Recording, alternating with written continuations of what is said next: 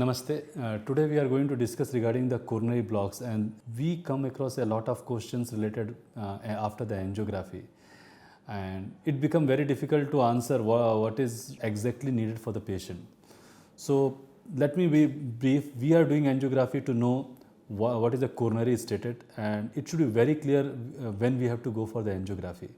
So if a patient is having some complaints which clearly indicate that he is having some coronary related issues and the severity we want to know, provided the patient has been given enough trial of the medication and lifestyle modification. So this is the foundation on which we start the therapy in the interventional wing. When patient has been diagnosed with a coronary artery disease and patient has been given the medicines which will control the illness, at least the progression of the disease, and after giving the time, which may be 1 month or which may be 2 weeks, whatever the depending upon the cardiologist, he will certainly suggest you that you should go for the angiography. And in that scenario, we have to take a call that we have to go for the stenting, or we have to continue the medical management, or it may be possible that you may be recommended for the bypass.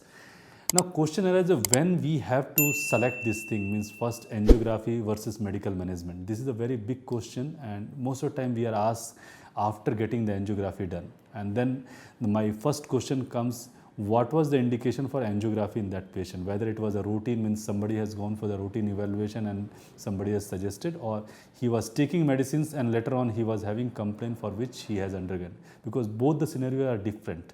If the patient is already taking the medicines and he is not getting relief of his chest pain or angina, then it becomes essential to conduct an angiography and go more invasively and more aggressively to treat the disease and make the patient's life easy with this particular disease.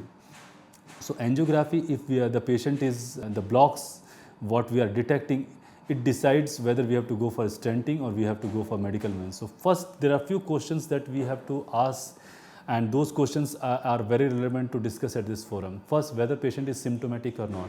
So if the patient is very active and he is not getting any complaint, even the blocks are there, it is not very essential to jump on for stenting on bypass. Second, if the patient is having the block, where the blocks are, how many blocks are there and what is the location.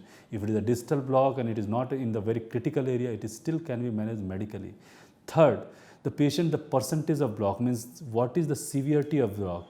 Any block which is more than 50% in left main coronary artery and more than 70% in any of the coronary artery, it is taken as a significant, provided the patient has been taken the medical management for the chronic angina, and if the patient is not responding, he should go for the PTCA stenting or bypass depending upon the anatomy and the doctor's recommendation.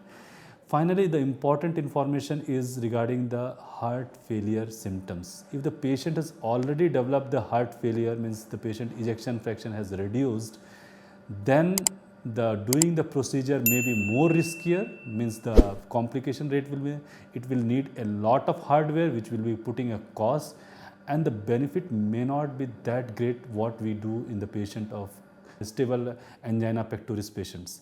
So here the hardware selections as well as the complexity of procedure, and at the same time what we are going to get the benefit. If the patient is doing well on the medicines and there is no deterioration of ejection fraction and the particular territory is not viable, in that scenario it is not advisable to go for the PTCA or bypass in that scenario. So this what I am discussing, it is for the chronic stable angina pectoris. Don't confuse it with the acute coronary syndrome. So acute coronary syndrome is a different entity. I will discuss in the next video.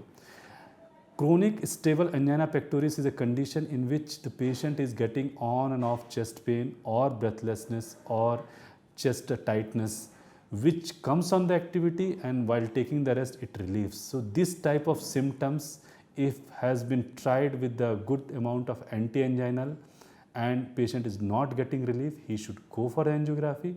And if angiography detects any block more than 70%, 70% is the figure or mark on which we take an intervention, or it is more than 50% in the left main coronary artery, then you are recommended to go for the PTCA or bypass depending upon the anatomy and the recommendation of the treating doctor.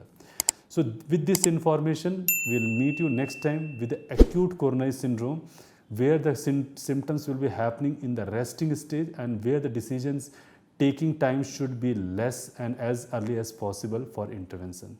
So see you next time. Thank you so much. And if you are having any questions and query, kindly post in the drop box. We will be happy to answer it. Thank you so much. Namaste.